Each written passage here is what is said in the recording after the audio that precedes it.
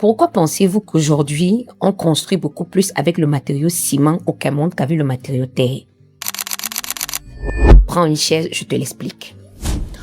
Les constructions ou l'architecture, avant la période coloniale au Cameroun, reposaient sur un savoir-faire vernaculaire, utilisant des matériaux natifs comme la terre, les bambous, le raffia, le bois. C'est ainsi que les constructions variaient en fonction des régions et des royaumes, offrant une diversité culturelle remarquable avec une santé de fer et une longévité assurée. Il faut savoir que l'histoire précoloniale au Cameroun remonte à quelques 30 000 ans.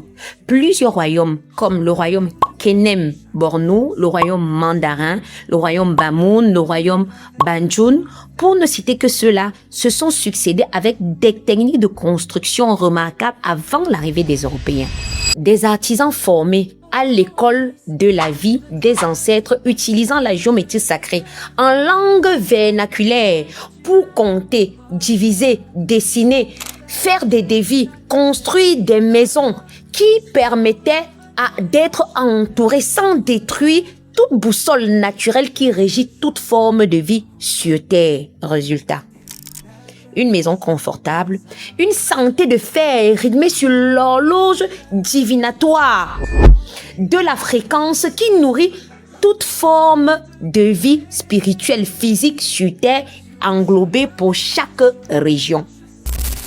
Une nature utilisée sans fertilisant et permettant une longue vie sur Terre. Un équilibre économique, un modèle de construction identique par région hiérarchisé, permettant à chaque individu de ne pas voir l'ego, la jalousie ou encore autre chose qui permettait, n'est-ce pas, de pouvoir empêcher les autres de réfléchir sainement.